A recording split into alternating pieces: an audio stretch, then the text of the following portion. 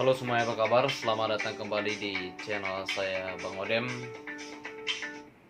Ya, jujur kita itu sekarang lagi gimana ya? Lagi proses tahap demi tahap gitu. Dan untuk saat ini juga masih belum ada ciri-ciri penampakan bisa bisa terbang ke negara yang kita tuju gitu. Dan mungkin untuk teman-teman ke yang negara lain seperti Arab, Dubai dan Turki itu mungkin untuk saat ini udah buka, dan bahkan bulan lalu aja udah buka gitu.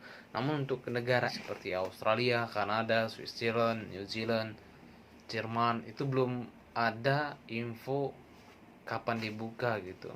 Dan kita juga yang masih di sini itu prosesnya ini masih mengejar target ujian, karena untuk ke Eropa teman-teman perlu ingat ini, Eropa biasanya itu seperti Australia, Kanada, mungkin teman-teman yang tujuannya sama seperti itu, sama seperti saya ini, itu membutuhkan IELTS ataupun kita nanti ikut ujiannya gitu untuk mendapatkan sertifikat ini, sertifikat IELTS. Terus satu lagi sertifikat apa ya?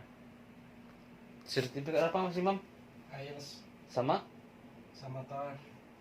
Sama TOEFL, TOEFL, TOEFL TOEFL, TOEFL, TOEFL, TOEFL TOEFL. Itu ada satu lagi ini ini sertifikat saya bahasa Inggrisnya hancur banget ini. Dan harus memiliki itu untuk bisa nge-fly visa ke sana atau ikut ya proses ini gitu. Jadi di sini saya tekankan kembali teman-teman yang sering melihat video saya gitu. Ada mungkin sebagian perusahaan, agensi, PT tidak memakai sertifikat ini atau tidak membutuhkan sertifikat ini. Ada, bahkan banyak sekali gitu perusahaan PT yang nggak butuh sertifikat ini. Ya mereka hanya sekedar niat, kemauan, ada modal, nanti bisa terbang gitu. Iya memang benar, itu memang benar adanya. Dan bahkan saya udah menanyakan banyak banget PT itu, ada beberapa PT agensi itu banyak seperti itu. Namun perlu kita ketahui hal seperti ini mereka yang menggunakan visa turis dan visa bisnis. Karena di situ aja kita udah bisa berpikir, untuk apa visa turis membutuhkan sertifikat itu? Untuk apa visa bisnis membutuhkan sertifikat itu? Otomatis visa turis, visa bisnis tujuannya beda toh, bukan mencari kerja toh gitu. Itu hanya kayak visa turis ya tujuannya tour. Visa bisnis tujuannya ya mungkin ketika mereka ada interview di sana, mereka ada meeting di sana, mereka ada acara perusahaan di sana atau bisnisnya di sana seperti itu. Namun yang di sertifikasi ini yang saya maksud adalah seperti saya sendiri untuk mengapply visa. Contohnya saya nge-apply visa Class Training 407. Itu visa training, dan seperti visa student visa dan visa WHV itu yang minimal diploma ya, kayaknya itu nggak kesampaian kita persyaratan itunya nggak nyampe gitu.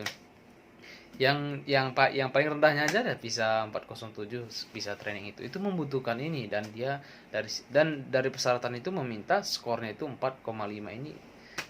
Info dari teman-teman sih di antara visa lain, visa ini paling rendah untuk nominal yang diminta dari nilai hasil ujiannya begitu. Jadi maksud saya membuat video ini adalah ini sudah masuk bulan Januari dan kita tidak tahu apakah sampai kapan ini berkelanjutan. Namun sudah ada persiapan untuk kitanya, baik dari itu bahasanya, sertifikatnya yang mau mengikuti ujian. Dan saya rasa teman-teman yang mengikuti visa turis, visa bisnis juga harus membutuhkan basic bahasa dong. Jadi kalau nggak bisa bahasa gimana mau komunikasi di sana gitu. Dan juga saya ingin menyampaikan juga untuk teman-teman yang ingin nantinya proses ke luar negeri, tetap karena kita satu jalur dan ya satu tujuan, agar dapat berhati-hati untuk memilih PT atau agensi yang ada di Indonesia, karena kita tidak dapat juga menyalahkan mereka. Mungkin mereka itu udah menjadi pekerjaan mereka, hasil ya nafkah mereka, dan kita sebagai orang yang pencari kerja, khususnya kerja outsourcing seperti ini, kita patut juga berhati-hati, patut juga menanyakan izin perizinan dan juga menanyakan prosesnya, bahkan visanya visa apa, dan kemudian sampai di sana bagaimana, apakah kita ada sponsor, apakah kita dicari kerjaan baru nanti di apply ke visa kerja gitu. Karena kebanyakan janjinya PT-PT itu yang biasanya menggunakan visa bisnis atau visa turis itu, mereka ketika keluar nanti itu menjanjikan di sana ada sponsor atau sampai di sana dicarikan kerjaan nanti baru di apply ke visa kerja gitu. Jadi hal-hal seperti itu sebenarnya kita harus tahu juga, kita harus bisa menerima risiko. Apa itu risikonya? Ya ditolak di imigrasi Indonesia, ditolak di imigrasi di sana di negara tujuan, dan juga ya itu visa kan ada batas waktunya sampai kapan kita jumpa kerja ya. Apabila belum dapat kerja otomatis kita harus pulang dong gitu. Intinya risikonya lebih tinggi. Banyak sih orang yang memakai visa itu, banyak juga orang yang memang sudah bekerja dengan visa itu gitu. Namun itu tadi kembali lagi, di samping itu ada risikonya gitu. Namun seperti visa student visa, visa 407 atau surplus training visa itu, kemudian WHP udah pasti jelas ya. Itu kan ya kita ketika berangkat dari sini aja, ketika dilihat imigrasi, oh ini udah bisa lewat, nggak ada pertanyaan, visanya jelas gitu. Dan risikonya saya rasa itu tidak ada risiko. Jadi untuk teman-teman yang lain, tetap berhati-hati, pastikan agensinya itu berdiri tahun berapa,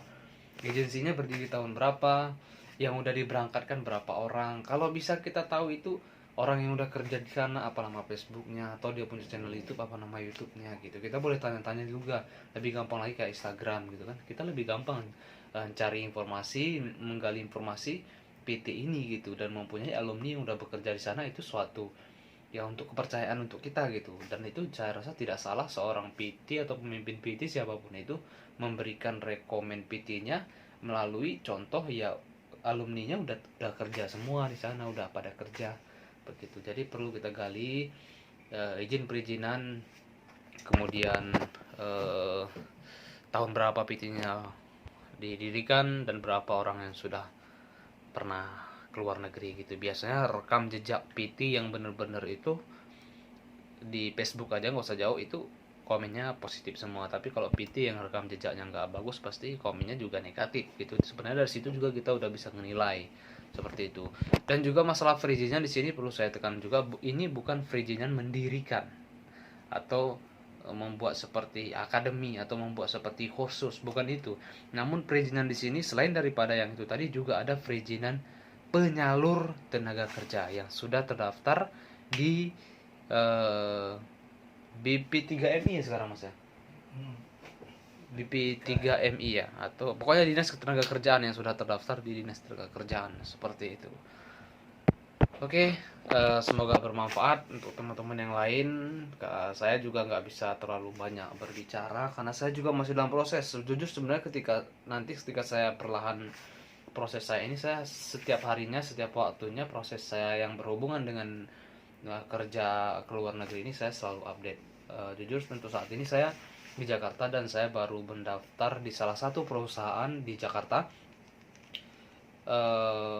dan alhamdulillah saya sudah cek di website BP3MI atau tenaga kerjaan itu, perusahaan yang saya ingin daftar sekarang alhamdulillah terdaftar dan cukup lama juga, sudah berdiri sekitar 2007 udah pokoknya udah puluhan tahun ke belakang, udah beberapa tahun ke belakang berdiri. Dan kemudian juga sudah banyak juga mereka teman-teman yang sudah diberangkatkan di negara-negara tujuan seperti New Zealand, Australia, dan Polandia. Ada juga Jepang.